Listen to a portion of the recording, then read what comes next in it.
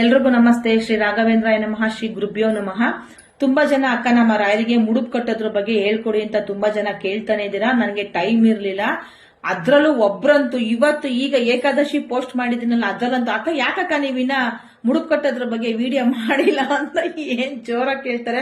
ಇದೊಂದು ವಿಡಿಯೋನೇ ಅಂತಲ್ಲ, ಬೇಕಾ ನೀವು ಹೋಗಿ ಚೆಕ್ ಮಾಡಿ ಸರ್ಚ್ ಮಾಡಿ ಎಲ್ಲಾ ವಿಡಿಯೋದಲ್ಲಿ ಅಕ್ಕ ರಾಯರ ಮುಡುಪು ಕಟ್ಟೋದು ಹೇಗೆ, ರಾಯರ ಮುಡುಪು ಕಟ್ಟದೆ, ರಾಯರದು ವರ್ಧಂತಿ ಬಂತು, ನಾನು ಸ್ವಲ್ಪ ಬ್ಯುಸಿ ಆದೆ, ಇನ್ನೊಂದ್ ಸ್ವಲ್ಪ ನಮ್ದು ಪರ್ಸನಲ್ ಪ್ರಾಬ್ಲಮ್ಗಳಿಂದ ಹೆಲ್ತ್ ಪ್ರಾಬ್ಲಮ್ ಆಯ್ತು, ನಾನು ಹಾಗಾಗಿ ವಿಡಿಯೋ ಮಾಡಕ್ ಆಗ್ಲಿಲ್ಲ. ಮಾಡಿದ್ರೆ ನಮ್ದು ಮೈಂಡ್ ತುಂಬಾ ಚೆನ್ನಾಗಿರ್ಬೇಕು, ಮೈಂಡ್ ಸೆಟ್ ಚೆನ್ನಾಗಿರ್ಬೇಕು. ನಾವು ಇನ್ನೊಬ್ರಿಗೊಂದು ಸಲಹೆ ಕೊಡ್ತೀವಿ ಅಂದಾಗ ಫಸ್ಟ್ ನಮ್ಮ ಮನಸ್ಸು ಹೃದಯ ಚೆನ್ನಾಗಿರ್ಬೇಕು. ನಾವೇ ಒಂದು ಟೆನ್ಷನ್ ಇದ್ಕೊಂಡು ನಾವು ಇನ್ನೊಬ್ರಿಗೆ ಏನು ಹೇಳ್ಕೊಡೋದಕ್ಕಾಗೋದಿಲ್ಲ. ಹಾಗಾಗಿ ರಾಯರದ ವರ್ಧಂತಿ ಎಲ್ಲ ಮುಗಿಲಿ ಅಂತ ನಾನು ಸುಮ್ನಿದ್ದೆ. ಇವತ್ತು ಏಕಾದಶಿ ಮಾಹಿತಿ ವಿಡಿಯೋ ಹಾಕಿದೀನಿ. ಅಕ್ಕ ಯಾಕಕ್ಕ ಇನ್ನು ರಾಯರದ ಮುಡುಪು ಕಟ್ಟ ವಿಡಿಯೋ ಮಾಡಿಲ್ಲ ಅಂತ ಕಮೆಂಟ್ ಹಾಕಿದ್ದಾರೆ. ಇವತ್ತು ತುಂಬಾ ಜನ ಕೇಳಿದವ್ರಿಗೋಸ್ಕರ ನಾನು ಈ ವಿಡಿಯೋ ಮಾಡ್ತಾ ಇದ್ದೀನಿ. ಮತ್ತೆ ಇನ್ನೊಂದು, ಇನ್ಸ್ಟಾಗ್ರಾಮ್ ಅಲ್ಲಿ ತುಂಬಾ ಜನ ರಾಯರದ ಮುಡುಪು ಕಟ್ಟ ವಿಡಿಯೋಗಳನ್ನ ಮಾಡಿದ್ದಾರೆ. ನನ್ಗೆ ಅವ್ರ ವಿಷಯ ನನಗೆ ಬೇಡ, ನಾನು ಅವ್ರ ಬಗ್ಗೆ, ಅವ್ರ ಐಡಿ ಬಗ್ಗೆ ನಾನು ಮಾತಾಡಲ್ಲ. ನಾನು ಯಾವ ರೀತಿ ಮುಡುಪು ಕಟ್ತೆ, ನನ್ಗೇನ್ ಒಳ್ಳೇದಾಯ್ತು ಅದ್ರ ಬಗ್ಗೆ ಮಾತ್ರ ನಾನು ನಿಮ್ಗೆ ಹೇಳ್ಕೊಡ್ತೀನಿ. ನನ್ನ ತಮ್ಮನ ಹೆಂಡತಿಗೆ ಹೇಳ್ಕೊಟ್ಟೆ, ಅವ್ರಿಗೂ ಒಳ್ಳೇದಾಯ್ತು. ನನ್ನ ತಂಗಿಗೆ ಹೇಳ್ಕೊಟ್ಟೆ. ತುಂಬಾ ಜನ ಇನ್ಸ್ಟಾಗ್ರಾಮ್ ಅಲ್ಲಿ ಯಾರು ಕೇಳಿದ್ದಾರೆ, ಮತ್ತೆ ನನ್ನ ವಾಟ್ಸ್ಆಪ್ ಕಾಂಟ್ಯಾಕ್ಟ್ ಅಲ್ಲಿ ಯಾರಿದ್ದಾರೆ ಅವ್ರು ಎಲ್ರಿಗೂ ಹೇಳ್ಕೊಟ್ಟಿದ್ದೀನಿ. ಎಲ್ರು ಮುಡುಪು ಕಟ್ಟಿದ್ದಾರೆ, ಎಲ್ರಿಗೂ ಒಳ್ಳೇದಾಗಿದೆ. ನಾನು ಅದ್ರ ಬಗ್ಗೆ ಮಾತ್ರ ಹೇಳ್ಕೊಡ್ತೀನಿ. ಯಾಕೆ ಅಂತಂದ್ರೆ ರಾಯರು ಯತಿಗಳು ಗುರುಗಳು, ಅವ್ರಿಗೆ ಯಾವ ರೀತಿ ಕಟ್ಟಬೇಕು ಅನ್ನೋದನ್ನ ಮುಡುಪನ್ನ ನಾನು ಹೇಳ್ಕೊಡ್ತೀನಿ. ಅದೇ ರೀತಿ ನೀವು ಮಾಡಾದ್ಮೇಲೆ ನೀವೇ ಕಮೆಂಟ್ ಅಲ್ಲಿ ಹೇಳ್ತೀರಾ. ಆಮೇಲೆ ಮುಡುಪು ಕಟ್ಟಾದ್ಮೇಲೆ ಅದಕ್ಕೂ ಸ್ವಲ್ಪ ದಿವಸ ತಾಳ್ಮೆ ಬೇಕು, ಕಾಯ್ಬೇಕು. ಈಗ ಮಗು ಹುಟ್ಟಿದ ತಕ್ಷಣ ಬೆಳೆಯೋದಿಲ್ಲ, ಅದಕ್ಕೂ 9 ತಿಂಗಳು 10 ತಿಂಗಳು ಬೇಕು. ಹೊಟ್ಟೆಗೆ ಬಿದ್ರು ಅಷ್ಟೇ, ಅದು ಬೆಳವಣಿಗೆಯಾಗಿ ಈಚೆಗೆ ಬರಕು 9 ತಿಂಗಳು ಬೇಕು, 9 ತಿಂಗಳು ತುಂಬಬೇಕು. ಮಗು ಹುಟ್ಟಿದ ಮೇಲೂ ಕೂಡ ಅದು 10 ತಿಂಗಳು ಬೇಕು ಮಗು ನಡೆದಿ ಓಡಾಡೋದಕ್ಕೆ. ಹಾಗಾಗಿ ಮುಡುಪು ಕಟ್ಟಿದ ತಕ್ಷಣ ನನ್ಗೆ ಒಳ್ಳೇದೇ ಆಗ್ಲಿಲ್ಲ, ನನ್ಗೇನು ಆಗ್ಲಿಲ್ಲ. ನಂಬಿಕೆ, ದೃಢವಾದ ನಂಬಿಕೆಯಿಂದ, ಅಪನಂಬಿಕೆ ಇಲ್ಲದೆ ನಮ್ಮ ರಾಯರನ್ನ ಪೂಜೆ ಮಾಡಿ ಎಷ್ಟೋ ಜನದ ಬಾಯಿ ಕೇಳಿದೀನಿ. ಅಕ್ಕ ನಾವು ರಾಯರ ಪೂಜೆ ಮಾಡ್ತಾ ಇದೀವಿ, ನಮಗೂ ಒಳ್ಳೇದಾಗಿದೆ, ರಾಯರು ನಮ್ಗೆ ಒಳ್ಳೇದ್ ಮಾಡಿದ್ದಾರೆ. ನಿಮ್ಮ ಒಂದು ವಿಡಿಯೋಸ್ ನೋಡಿ ಮಂತ್ರಾಲಯದಲ್ಲಾಗಿರ್ಬೋದು, ಮತ್ತೆ ನಂಗೆ ಯಾವ ರಾಯರ ಮಠಗಳಲ್ಲಾಗಿರ್ಬೋದು ಸಿಕ್ಕಿ. ನಿನ್ನೆ ನಮ್ಮ ಮನೆ ದೇವ್ರ ಜಾತ್ರೆಗೆ ಹೋಗಿದ್ವಿ. ತುಂಬಾ ಜನ ಹಳ್ಳಿ ಜನಗಳು ಬಂದಿದ್ರು, ಕೆಲವೊಂದು ಪ್ರಶ್ನೆಗಳು ಕೇಳಿದ್ದಾರೆ. ಅವ್ರಿಗೂ ಒಂದು ವಿಡಿಯೋ ಮಾಡ್ತೀನಿ. ತುಂಬಾ ಜನ ಹಳ್ಳಿ ಜನ ಮುಗ್ದ್ರು ಅಂತ ಹೇಳ್ತಾರೆ. ನೋಡಿ ಕೂಡ ಮಾತಾಡ್ಸಕ್ಕೆ ನಮ್ಮನ್ನ ಭಯ ಬಿದ್ದಿ ಕೂಡ ಅವ್ರು ಮಾತಾಡ್ಸಿರ್ಲಿಲ್ಲ. ಅವ್ರು ಮಾತಾಡ್ತಿರೋದನ್ನ ನೋಡಿ ನಾನೇ ಮಾತಾಡ್ಸಿ ಹತ್ರ ಕರೆದಿ ನಾನು ಮಾತಾಡಿದ್ದೀನಿ. ನಿನ್ನೆ ಚಿಕ್ಕನ್ ಸ್ವಾಮಿ ಜಾತ್ರೆ ಅಂತ ಕುಣಿಗಲ್ಲ ನಡೀತು, ಹೆಬ್ಬೂರು ತಾಲೂಕು. ತುಂಬಾ ಜನ ರಾಯರನ್ನ ಪೂಜೆ ಮಾಡ್ತಾರೆ. ಕೆಲವೊಂದು ಪ್ರಶ್ನೆಗಳನ್ನ ಕೇಳಿದ್ರ, ಖಂಡಿತ ನನ್ಗೆ ಅಲ್ಲಿ ಕತ್ಲಲ್ಲಿ ಯಾರನ್ನೂ ಮಾತಾಡ್ಸಕ್ಕಾಗ್ಲಿಲ್ಲ, ವಿಡಿಯೋ ಮಾಡ್ಕೊಳಕ್ಕಾಗ್ಲಿಲ್ಲ. ಅಲ್ಲಿ ಫೋನ್ ಮಾಡೋಕೆ ನೆಟ್ವರ್ಕ್ ಇರಲಿಲ್ಲ, ಫೋನ್ ಎಲ್ಲ. ನಾನು ಹಾಗಾಗಿ ಒಂದು ವಿಡಿಯೋ ಕೂಡ ಮಾಡಿರ್ಲಿಲ್ಲ. ಒಂದೆರಡು ದೇವ್ರದೊಂದು ಬ್ಯಾಂಗಲ್ಸ್ ಒಂದು ವಿಡಿಯೋ ಮಾಡ್ಕೊಂಬಂದೆ, ನೆಟ್ವರ್ಕ್ ಸಹ ಇಲ್ಲ. ನೀವು ಕೇಳಿರ್ತಕ್ಕಂತಹ ಪ್ರಶ್ನೆಗಳಿಗೆ ನಾನು ಖಂಡಿತ ವಿಡಿಯೋ ಮಾಡ್ತೀನಿ. ತುಂಬಾ ಜನ ಕೇಳಿದ, ನನಗೆ ಮಂತ್ರಾಲಯದಲ್ಲೂ ಕೂಡ ಅಷ್ಟು ಜನ ನನಗೆ ಸಿಕ್ಕಿರ್ಲಿಲ್ಲ. ಅಂತ ಹಳ್ಳಿಲಿ ಗುರುತಿಸಿ ಮಾತಾಡಿಸ್ತಾರೆ ಅಂತ ನನಗೆ ತುಂಬಾನೇ ಖುಷಿ ಆಯ್ತು. ಖಂಡಿತ ನೀವ್ ಯಾರು ಏನೇನು ಪ್ರಶ್ನೆಗಳನ್ನ ಕೇಳಿದ್ರೆ ನನಗೆ ಗೊತ್ತಿರ್ತಕ್ಕಂಥದ್ದನ್ನ ನಾನು ಹೇಳ್ತೀನಿ. ಗೊತ್ತಿಲ್ಲದೆ ಇರೋದನ್ನ ರಾಯರು ಮಠದಲ್ಲಿ ಅರ್ಚಕರನ್ನಾದ್ರೂ ಕೇಳ್ಕೊಬಂದು ನಾನು ಮಾಹಿತಿ ಕೊಡ್ತೀನಿ. ಇವತ್ತು ಈ ಒಬ್ರದ್ದು ಮುಡುಪು ಕಟ್ಟೋದ್ರ ಬಗ್ಗೆ ಅವರು ತುಂಬಾ ಕೇಳ್ಕೊತಾ ಇದ್ದಾರೆ. ಅವ್ರೊಬ್ರೇ ಅಂತಲ್ಲ, ತುಂಬಾ ಜನ ಕೇಳಿದಾರೆ. ನಾನು ಹೇಳ್ತಿದ್ದೀನಿ, ನಾ ಕಟ್ಟಿ ನಾನು ಬೇಡ ಅಂತ ಹೇಳಲ್ಲ. ನಂಬಿಕೆ ಇರಬೇಕು, ಅಪನಂಬಿಕೆ ಬೇಡ. ದೃಢ ನಂಬಿಕೆಯಿಂದ ಒಂದೇ ಮನಸ್ಸಿಂದ ರಾಯರಿಗೆ ಮುಡುಪು ಕಟ್ಟಿ ಒಳ್ಳೇದಾಗೇ ಆಗುತ್ತೆ. ನಾನು ಒಳ್ಳೇದಾಗಿರೋದಕ್ಕೆ ನಾನು ನಿಮ್ಗೆ ಹೇಳ್ಕೊಡ್ತಾ ಇದ್ದೀನಿ. ನನಗೆ ಒಳ್ಳೇದಾಯ್ತು, ಒಳ್ಳೇದಾಗಿ ಇವತ್ತು ನಾನು ಈ ಮನೆಗೆ ಬಂದಿರೋದಕ್ಕೆ ರಾಯರಿಗೆ ಮುಡುಪು ಕಟ್ಟಿದ್ದೆ ಕಾರಣ. ಇವತ್ತು ಏಕಾದಶಿ ರಾಯರ ಮುಂದೆ ಕುತ್ಕೊಂಡು ಹೇಳ್ತಾ ಇದ್ದೀನಿ. ಬೇರೆಯವರೆಲ್ಲ ಕಟ್ಟಿದ್ದಾರೆ, ಮಾಡಿದ್ದಾರೆ, ಬೇರೆ ಬೇರೆ ತರ ಹೇಳಿದ್ದಾರೆ. ಅದನ್ನ ನನಗೆ ಬೇಡ. ನಾನು ಯಾವ ರೀತಿ ಕಟ್ತೆ, ನನಗೆ ಏನ್ ಒಳ್ಳೇದಾಯ್ತು, ಸಾಕ್ಷಿ ನನ್ನ ತಮ್ಮನೆಂತಿ, ನನ್ನ ತಂಗಿದಿರ್ಗೆ, ಬೇರೆಯವ್ರಿಗೂ ಎಲ್ಲ ತುಂಬಾ ಜನ ಕೇಳ್ಕೊಟ್ಟಿದ್ದೀನಿ. ಮೊನ್ನೆ ರಾಯರು ವರ್ಧಂತಿ ಕೂಡ ವಾಟ್ಸ್ಆಪ್ ಅಲ್ಲಿ ನನ್ನ ಫ್ರೆಂಡು ಸಂಧ್ಯಾ ಅನ್ನೋರು ಕೇಳಿದ್ರೆ ಅವ್ರಿಗೂ ಹೇಳ್ಕೊಟ್ಟಿದ್ದೀನಿ. ಆಯ್ತಾ, ಏನು ಇಲ್ಲ. ಫಸ್ಟ್ ಈ ತರ ಒಂದು ಪಂಚೆ ತಗೊಳ್ಳಿ, ವೈಟ್ ಕಲರ್ ಪಂಚೆ ಆಗಿರ್ಬೇಕು. ಅಂದ್ರೆ ನಿಮ್ ಮನೇಲಿ ಯೂಸ್ ಮಾಡಿರ್ಬಾರ್ದು. ಇಲ್ಲ ಅಂತಂದ್ರೆ ಅಂಗಡಿಲಿ ಹೋಗ್ಬಿಟ್ಟು ಒಂದು ಪಂಚೆ ಬಟ್ಟೆನೆ ತಗೊಬನ್ನಿ, ಚಿಕ್ಕದು. ಇಷ್ಟೆಲ್ಲ ಖರ್ಚಿಪ್ ತರ ಹರ್ಕೊಡ್ರಿ. ಈ ತರ ಪಂಚೆ ಬಟ್ಟೆನ ಅದನ್ನ ನೀವು ತೊಳೆದ್ಬಿಟ್ಟು ಇಷ್ಟೆಲ್ಲ ಖರ್ಚಿಪ್ ತರ ಚೌಕಾಕಾರವಾಗಿ ನೀವು ಕಟ್ ಮಾಡ್ಕೊಳ್ಳಿ. ಕಟ್ ಮಾಡ್ಕೊಂಡು ಅದನ್ನ ಚೆನ್ನಾಗಿ ತೊಳ್ದಿ, ಸ್ವಲ್ಪ ಅರ್ಶಿನ ಪುಡಿ ಹಾಕಿ, ಬಟ್ಟೆ ವೈಟ್ ಕಲರ್ ಏನು ಕಾಣಿಸ್ದಂಗೆ ಅದನ್ನ ಫುಲ್ಲು ಯೆಲ್ಲೋ ಕಲರ್ ಮಾಡ್ಕೊಳ್ಳಿ.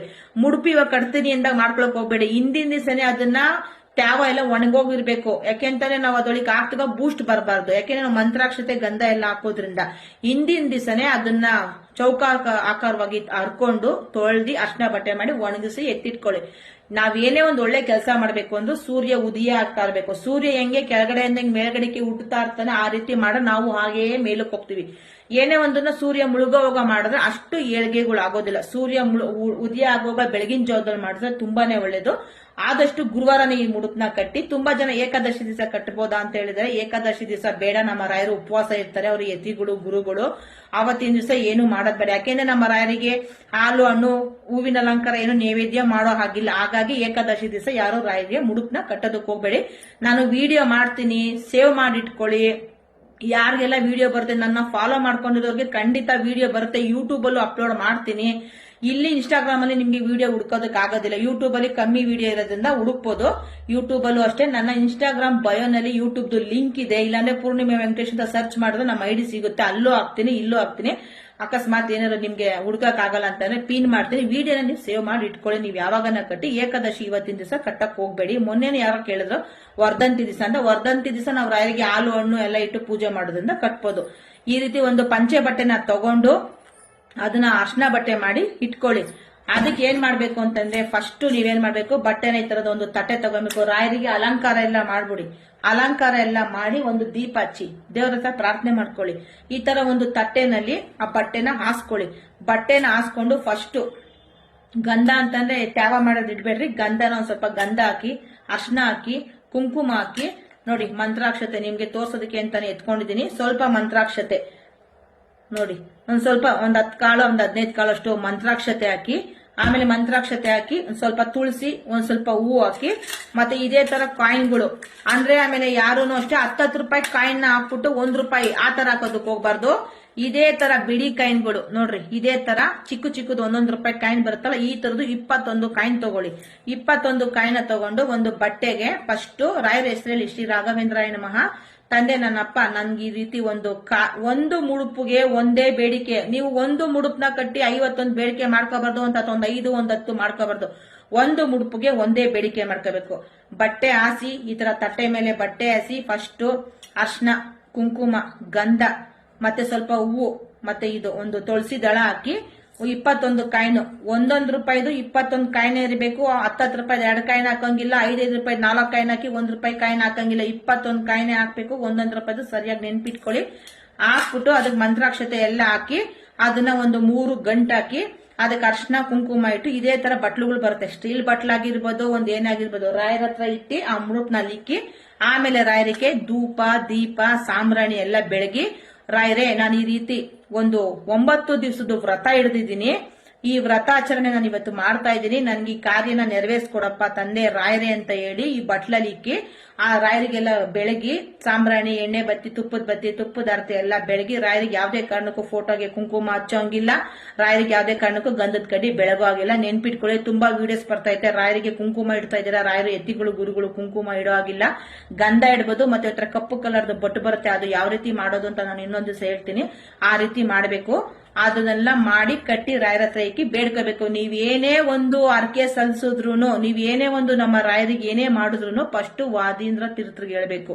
ನಮ್ಮ ರಾಯರಿಗೆ ಏನು ಗೊತ್ತಾಗೋದಿಲ್ಲ. ವಾದೀಂದ್ರ ತೀರ್ಥರು ನೋಡಪ್ಪ ಯಾರ ರೀತಿ ಸಂಕಟದಿಂದ ಬಂದಿದ್ದಾರೆ, ಯಾರ ಈ ತರ ನೋವಿಂದ ಬಂದಿದ್ದಾರೆ ನೋಡಪ್ಪ ಅಂತ ಅವರು ವಾದೀಂದ್ರ ತೀರ್ಥರು ನಮ್ಮ ರಾಯರಿಗೆ ಹೇಳ್ದಾಗ ಮಾತ್ರ ನಮ್ಮ ರಾಯರಿಗೆ ಗೊತ್ತಾಗೋದು.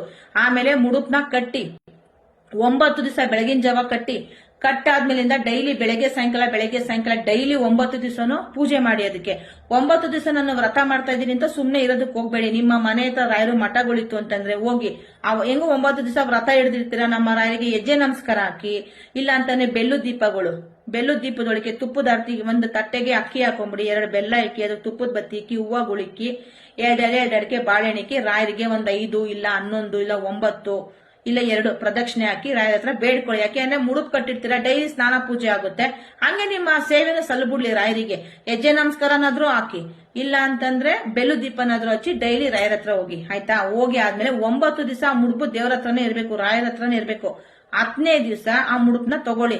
ಅಂದ್ರೆ ಮುಂಚಿತವಾಗಿ ಅಂತವ್ರನ್ನ ನೀವು ನೋಡ್ಕೊಂಡಿರ್ಬೇಕು. ಏನ್ ಗೊತ್ತಾ, ಈಗ ನಾವು ರಾಯರು ಕಟ್ಟಿರ್ತಕ್ಕಂತಹ ಹರಕೆನ ಕಾಸನ್ನ ತಗೊಂಡೋಗಿ ರಾಯರು ಉಂಡಿಗೆ ಹಾಕಿದ್ರೆ ಏನ್ ಪ್ರಯೋಜನ? ನಮ್ಮ ರಾಯರಿಗೆ ಯಾವತ್ತಿದ್ರು ಸೇವೆ. ರಾಯರು ಇನ್ನೇನು ಕೇಳಲ್ಲ. ರಾಯರಿಗೆ ಭಕ್ತಿ ಶ್ರದ್ಧೆ ಮನ್ಸಲ್ಲಿ ಇರ್ಬೇಕು. ಭಕ್ತಿ ಶ್ರದ್ಧೆಯಿಂದ ರಾಯರಿಗೆ ಸೇವೆ ಮಾಡ್ಬೇಕು. ರಾಯರು ಕೇಳ ಸೇವೆ. ರಾಯರಿಗೆ ಬಡವರಿಗೆ ದಾನ ಧರ್ಮ ಮಾಡೋದ್ರಿಂದ, ಅನ್ನದಾನ ಮಾಡೋದ್ರಿಂದ ನಮ್ಮ ರಾಯರಿಗೆ ತುಂಬಾ ಖುಷಿ ಆಗುತ್ತೆ. ತೀರಮಾನ ನಿರ್ಗತಿಕರು, ಒಂದೊತ್ತಿನ ಊಟ ಕೂಡ ಅವ್ರಿಗೆ ತಿನ್ನಕ್ ಇರಬಾರ್ದು ಅಂತ ನಿರ್ಗತಿಕರನ್ನ ಫಸ್ಟೇ 9 ದಿವಸದೊಳಗಡೆ ನೋಡ್ಕೊಂಡಿರ್ರಿ. ಆ 21 ರೂಪಾಯಿ ಕಾಯಿನ ಅವತ್ತಿನ ದಿವಸ 10ನೇ ದಿವಸ ಬೆಳಗ್ಗೆ ಸ್ನಾನ ಮಾಡಿ ಆ ಮುಡುಪ್ನ ಎತ್ಕೊಳ್ರಿ. ಅದ್ರಲ್ಲಿರೋ 21 ರೂಪಾಯಿ ಎತ್ಕೊಳ್ರಿ, ಅದಕ್ಕೆ ಇನ್ನೊಂದು 50 ರೂಪಾಯಿ ಹಾಕಿ, ಆ 50 ರೂಪಾಯಿ ಹಾಕ್ಬಿಟ್ಟು ಒಂದ್ ಇಡ್ಲಿ ಸಾಂಬಾರು ಇಲ್ಲ ಒಂದ್ ರೈಸ್ ಬಾತು ತಗೊಳ್ರಿ. ಆ 100 ರೂಪಾಯಿ 21 ರೂಪಾಯಿ 1 ರೂಪಾಯಿ ಉಳಿಸ್ಕೋಬಾರ್ದು, ಅದಕ್ಕೆ ಇನ್ನೊಂದು 30 ರೂಪಾಯಿ ಹಾಕ್ರಿ, ಇಲ್ಲ ಒಂದ್ 50 ರೂಪಾಯಿ ಹಾಕಿ. ಆ 50 ರೂಪಾಯಿ ಜೊತೆಗೆ 21 ರೂಪಾಯಿ ಹಾಕಿ ಒಂದ್ ರೈಸ್ ಬಾತ್ ತಗೊಳ್ರಿ, ಒಂದ್ ಇಡ್ಲಿ ವಡೆ ಸಾಂಬಾರ್ ತಗೊಂಡು ಒಂದ್ 10 ರೂಪಾಯಿ ಒಂದು ಬಾಟ್ಲು ನೀರ್ ತಗೊಂಡು ಅದನ್ನ ತಗೊಂಡು ಹೋಗ್ಬಿಟ್ಟು ತೀರಮನ ನಿರ್ಗತಿಕರು ಒಂದು ಹೊತ್ತಿನ ಊಟಕ್ಕೂ ಅವ್ರಿಗೆ ಗತಿ ಇರೋವಲ್ಲ ಅಂತವ್ರಿಗೆ ಕೊಡಿ. ಅವ್ರು ತಿನ್ಬಿಟ್ಟು ನನ್ಗೆ ಅಂದ್ರೆ ಈ ಗಾರೆ ಕೆಲಸ ಮಾಡೋರು, ಕೂಲಿ ಮಾಡೋ ಅಂತಕ್ಕಂಥವ್ರು, ಅವ್ರು ಡೈಲಿ ದುಡಿತಾರೆ, ಅವ್ರು ಡೈಲಿ ಹೊಟ್ಟೆ ತುಂಬಾ ಊಟಗಳನ್ನ ಕಟ್ಕೊಂಡ್ ಬಂದಿರ್ತಾರೆ, ರೊಟ್ಟಿ ಪಟ್ಟಿ ಅವ್ರು ಚೆನ್ನಾಗಿ ಊಟಗಳು ಮಾಡ್ತಾರೆ. ಅಂತವ್ರಿಗೆಲ್ಲ ರೋಡಲ್ಲಿ ಭಿಕ್ಷೆ ಎತ್ತಿ ಕೈ ಕಾಲು ಇರಲ್ವಲ್ಲ, ತೀರಾಮಾನ ನಿರ್ಗತಿಕರು, ಅವ್ರಿಗೆ ಇರಕ್ಕೆ ನೆಲೆ ಮನೆ ಏನಿರಲ್ವಲ್ಲ ಅಂತವ್ರನ್ನ ಹುಡುಕೊಂಡೋಗಿ ಆ ಊಟನ ಕೊಟ್ಟಿ, ನಿಮ್ ಕೇಳಿತ್ತು ಅಂದ್ರೆ ಒಂದ್ 50 100 ಅದನ್ನು ಕೊಟ್ಟಿ, ಊಟನು ಕೊಟ್ಟಿ, ಒಂದ್ ಬಾಟ್ಲು ನೀರ್ ಕೊಟ್ಟಿ. ಯಾವತ್ತು ಒಂದ್ ಮಾತು ಹೇಳ್ತೀನಿ, ಯಾವತ್ತು ಯಾರಿಗೆ ಒಂದ್ ಅನ್ನದಾನ ಮಾಡಿದ್ರೆ ಒಂದ್ ಬಾಟ್ಲು ನೀರ್ ಕೊಡಿ. ಯಾಕೆಂದ್ರೆ ಅನ್ನ ಕೊಟ್ಮೇಲೆ ನೀರ್ ಕೊಡ್ಬೇಕು. ಅವ್ರು ತಿನ್ನೋವಾಗ ಗಂಟ್ಲು ಸಿಗಾಕೊಂಡು ಅಂತ ಬಿಕ್ಲಿಕ್ಕೆ ಬಂದಾಗ ಅದು ನಮ್ಗ್ ಸಲ್ಲಲ್ಲ. ನೀವ್ ಯಾರಿಗೆ ಏನೇ ದಾನ ಧರ್ಮ ಮಾಡಿದ್ರು ಒಂದ್ 5 ರೂಪಾಯಿದು 10 ರೂಪಾಯಿದು ಒಂದ್ ಬಾಟ್ಲು ನೀರ್ ಕೊಟ್ಬಿಡಿ. ಅದ್ರಷ್ಟು ಒಳ್ಳೇದು ಯಾವ್ದು ಇಲ್ಲ, ಆಯ್ತಾ? ಅಂತವ್ರಿಗೆ ಕೊಟ್ಬಿಟ್ಟು ಬನ್ನಿ. ಅವ್ರು ತಿನ್ಬಿಟ್ಟು ಅಪ್ಪ ನನ್ಗೆ ಎಲ್ಲ ಹೊಟ್ಟೆ ತುಂಬಿತು, ಅವ್ರಿಗೆ ಒಳ್ಳೇದಾಗ್ಲಿ ಅಂತ ಅವ್ರ ಹೊಟ್ಟೆ ತುಂಬಿದ್ಮೇಲೆ ಒಂದು ಆಶೀರ್ವಾದ ಮಾಡ್ತಾರೆ ನೋಡ್ರಿ, ಅದು ನೀವ್ ಅದನ್ನ ಮಾಡಿ. ಅದಾದ್ಮೇಲೆ ರಾಯರು ಟೈಮ್ ತಗೊಂತಾರೆ, ರಾಯರಿಗೂ ನಾವು ಟೈಮ್ ಕೊಡ್ಬೇಕು. ನಾನು ಮುಡುಕ್ಕೊಟ್ಟು 1 ತಿಂಗಳಾಯ್ತು 2 ತಿಂಗಳಾಯ್ತು ನನ್ಗೇನೋ ಆಗ್ಲೇ ಇಲ್ಲ. ಕೆಲವರಿಗೆ ಒಂದ್ ವಾರದಲ್ಲಿ ಆಗೋಗ್ಬಿಡುತ್ತೆ, ಕೆಲವ್ರಿಗೆ ಒಂದ್ 5 ದಿವಸದಲ್ಲಿ ಆಗುತ್ತೆ, ಕೆಲವ್ರಿಗೆ 2 ತಿಂಗಳು 3 ತಿಂಗಳು ಆಗುತ್ತೆ. ನನ್ಗೆ 6 ತಿಂಗಳಾಯ್ತು. ಯಾಕೆಂದ್ರೆ ನಮ್ದು ತುಂಬಾ ಕ್ರಿಟಿಕಲ್ ಇತ್ತು ಕೇಸ್. ಅದು ನಮ್ದು ಮನೆ ಮಾರಾಟ ಆಗೋದ್ರ ಬಗ್ಗೆ ನಾನು ಮುಡುಪ್ ಕಟ್ಟಿದ್ದೆ. ಅದು ತುಂಬಾನೇ ಕೇಸ್ ಇತ್ತು. ಬಿಡುಗಡೆ ಆಗಿ ನನ್ಗೆ ಅದು ಬರೋಷ್ಟಕ್ಕೆ ನನ್ಗೆ ನಮ್ ರಾಯರೇ ಅದನ್ನೆಲ್ಲ ನನ್ಗೆ ಬಿಡುಗಡೆ ಮಾಡ್ಕೊಟ್ರು. ಇವತ್ತು ನಾನು ಈ ಮನೇಲಿ ಇದ್ದೀನಿ, ಇವತ್ತು ಇಷ್ಟು ಖುಷಿಯಾಗಿ ಸಂತೋಷವಾಗಿ ರಾಯರನ್ನ ಇಷ್ಟು ಅದ್ದೂರಿ ಪೂಜೆ ಮಾಡ್ತಾ ಇದ್ದೀನಿ ಅಂದ್ರೆ ಈ ನಮ್ಮ ಅಪ್ಪನೇ ಕಾರಣ, ಆಯ್ತಾ? ದೃಢವಾದ ನಂಬಿಕೆಯಿಂದ ಪೂಜೆ ಮಾಡ್ಬೇಕು. ಅದನ್ನ ಅವ್ರಿಗೆ ನಿರ್ಗತಿಕರಿಗೆ ಕೊಟ್ಬಿಟ್ಟು ಬಂದು ಅವತ್ತಿನ ದಿವಸ ಬಟ್ಟೆ ಇರುತ್ತಲ್ಲ, ಆ ಬಟ್ಟೆನ ಬಿಸಾಡ್ಬೇಡಿ. ನೀವು ಮುಡುಪ್ ಕಟ್ಟಿರ್ತಾರಲ್ಲ ಅದನ್ನ ಯಾವ್ದನ್ನ ಒಂದು ಹಸಿರು ಗಿಡಕ್ಕೋ ಒಂದು ಮರಕ್ಕೋ ಅದನ್ನ ಕಟ್ಟಾದ್ಮೇಲಿಂದ ಮಾಮೂಲಿ. ಆಮೇಲೆ ಅದನ್ನ ಕಟ್ಟಿ ಬಿಚ್ಚಾದ್ಮೇಲೆ ಸೀದಾ ಅದ್ ಕೊಟ್ಟು ಊಟ ಎಲ್ಲ ಕೊಟ್ಟಾದ್ಮೇಲೆ ಸೀದಾ ರಾಯರ ಮಠಕ್ಕೆ ಹೋಗಿ, ರಾಯರ ಮಠಕ್ಕೆ ಹೋಗ್ಬಿಟ್ಟು ರಾಯರ ಹತ್ರ ಒಂದ್ 5 ಪ್ರದಕ್ಷಿಣೆ ಹಾಕಿ, ಅಪ್ಪ ತಂದೆ ನಾನು 9 ದಿವಸದ ವ್ರತ ಹಿಡ್ದಿದ್ದೆ, ಆ ವ್ರತ ಇವತ್ತು ಮುಗೀತು, ನಾನೆಲ್ಲ ಸಂಕಲ್ಪ ಮಾಡ್ಕೊಂಡಿದೀನಿ, ಈ ತರ ಎಲ್ಲ ಒಂದು ಬಿಡ್ದಂಗೆ ನಾನು ಮಾಡಿದೀನಪ್ಪ ತಂದೆ ವಾದೀಂದ್ರ ತೀರ್ಥರೆ. ಇದನ್ನ ನಮ್ಮ ರಾಯರಿಗೆ ಇದನ್ನ ತಲುಪಿಸೋಂತ ವ್ಯವಸ್ಥೆ ನಮ್ಮ ರಾಯರಿಗೆ ಕಿವಿ ಮುಟ್ಟಂಗೆ ನೀವೇ ಮಾಡ್ಬೇಕು ತಂದೆ. ನನ್ನಪ್ಪ ಇದಕ್ಕೆಲ್ಲ ನೀವೇ ಕಾರಣ. ನಮ್ಮ ರಾಯರಿಗೆ ಏನು ಗೊತ್ತಾಗೋದಿಲ್ಲ, ಅವ್ರು ಯಾವಾಗೂ ಮೂಲರಾಮನ್ ಪೂಜೆಲಿ ಇರ್ತಾರೆ. ನಾನಿವತ್ತು ಏನು ಸೇವೆ ನಾನು ಮಾಡಿದೀನೋ ಇದನ್ನ ನಮ್ಮ ರಾಯರಿಗೆ ತಲುಪಿಸೋಂತ ವ್ಯವಸ್ಥೆ ನೀವೇ ಮಾಡ್ಬೇಕು ಅಂತ ಹೇಳಿ ವಾದೀಂದ್ರ ತೀರ್ಥರಿಗೆ ನೀವು ಕೈ ಮುಕ್ಕೊಬೇಕು. ಈಗ ಯಮಧರ್ಮರಾಯ ಚಿತ್ರಗುಪ್ತ ಹೇಗಿರ್ತಾರೋ ಜೊತೆಯಲ್ಲಿ ಹಂಗೆ ನಮ್ಮ ರಾಯರು ಕೂಡ ವಾದೀಂದ್ರ ತೀರ್ಥರು ನಮ್ಮ ರಾಯರು ಇಬ್ರು ಸ್ನೇಹಿತರು ಜೊತೆಲೇ ಇರ್ತಾರೆ.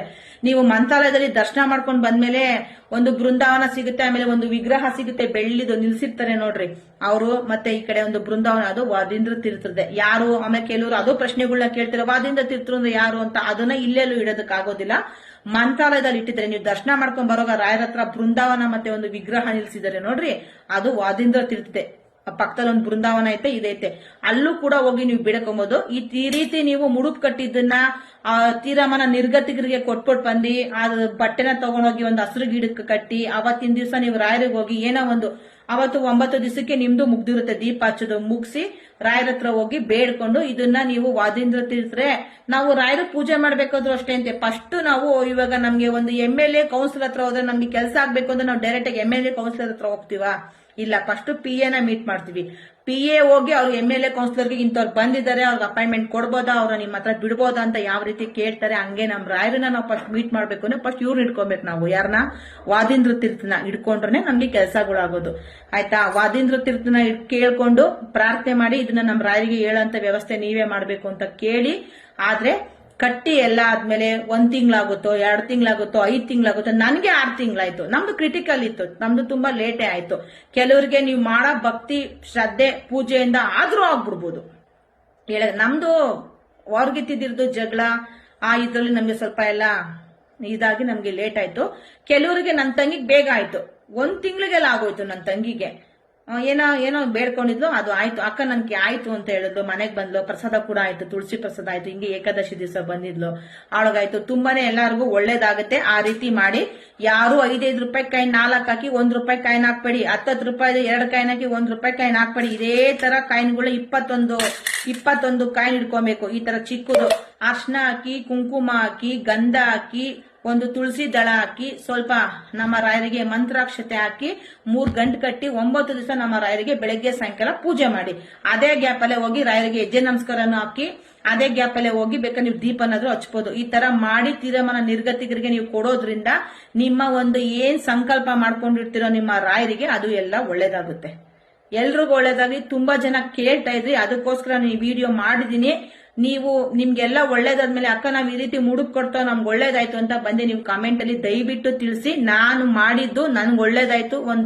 ಸುಮಾರು ಜನ ಕಟ್ಟಿದ್ರೆ ನಾನು ಹೇಳ್ಕೊಟ್ಟಿರೋರ್ಗೆಲ್ಲ ಒಳ್ಳೇದಾಗಿದೆ, ಎಲ್ರಿಗೂ ಒಳ್ಳೇದಾಗಿದೆ. ತುಂಬಾ ಜನ ಬೇರೆ ಬೇರೆ ರೀತಿ ಹೇಳ್ಕೊಟ್ಟಿದ್ದಾರೆ. ಮಾಡಾದ್ಮೇಲೆ ಹುಂಡಿ ಕಾಸನ್ನ ತಗೊಂಡೋಗಿ ಆ ಅರ್ಕೆ ಕಾಸನ್ನ ನಾವು ಮುಡುಪ್ ಕಟ್ಟಿರೋದು ತಗೊಂಡೋಗಿ ಹುಂಡಿಗೆ ಹಾಕಿ ಅದು ಮಾಡಬಾರ್ದು. ಯಾಕೆ ಅಂತಂದ್ರೆ ನಮ್ ರಾಯರಿಗೆ ಸೇವೆ ಅಂದ್ರೆ ತುಂಬಾ ಇಷ್ಟ. ನೀವು ಬಡವರಿಗೆ ಬೇಕಾದ್ರೆ ಡೈಲಿ ರಾಯರ ಮಾಡ್ತದಕ್ಕೆ ಹೋಗಿ ಅನ್ನದಾನ ಮಾಡಿ ಡೈಲಿ ಒಂದು ಬಾಟ್ಲು ನೀರು ಕೊಡಿ.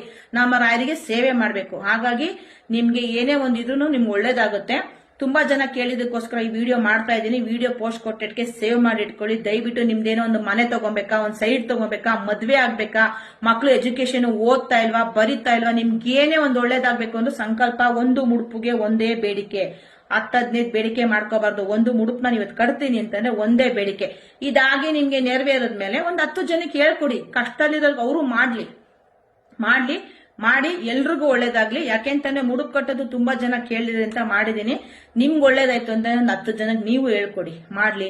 ಎಲ್ರು ಮನೆಗೂ ರಾಯರು ಫೋಟೋಗಳನ್ನ ಇಟ್ಟು ಪೂಜೆ ಮಾಡ್ತಾ ಇದ್ದೀರಾ. ಮೊನ್ನೆ ನಂದು ವರ್ಧಂತಿ ರಾಯರು ಪೂಜೆ ಮಾಡಿದಾಗಂತೂ ತುಂಬಾ ಜನ ಎಲ್ರು ಒಳ್ಳೊಳ್ಳೆ ಕಮೆಂಟ್ ಹಾಕಿದ್ದೀರಾ. ಅಕ್ಕ ಅಲಂಕಾರ ಚೆನ್ನಾಗಿದೆ, ನೀವು ತುಂಬಾ ಚೆನ್ನಾಗಿ ಕಾಣ್ತಾ ಇದ್ದೀರಾ, ಪೂಜೆ ತುಂಬಾ ಚೆನ್ನಾಗಿ ಮಾಡ್ತಾ ಇದ್ದೀರಾ ಅಂತಂದ್ರೆ. ಮತ್ತೆ ಅಲ್ಲಿ ಜಾತ್ರೆ ಸಿಕ್ಕಿದವರಂತೂ ಅಕ್ಕ ನಿಮ್ದು ವಿಡಿಯೋ ತುಂಬಾ ಚೆನ್ನಾಗಿ ಬರ್ತಾ ಇದೆ, ತುಂಬಾ ಚೆನ್ನಾಗಿ ಮಾಡ್ತೀರಾ, ಏಕಾದಶಿ ಮಾಹಿತಿ ತುಂಬಾ ಚೆನ್ನಾಗಿ ಕೊಡ್ತೀರಾ ಅಂತ ಎಲ್ರು ಹೇಳಿದ್ರಿ. ಎಲ್ರಿಗೂ ತುಂಬು ಹೃದಯದ ಧನ್ಯವಾದಗಳು. ನಂದೇನು ಇಲ್ಲ, ರಾಯರು ನನ್ನ ಕೈಲಿ ಸೇವೆ ಮಾಡಿಸ್ತಾ ಇದ್ದಾರೆ ಅಷ್ಟೇ. ನಾನು ಸೇವೆ ಮಾಡ್ತಾ ಇದ್ದೀನಿ.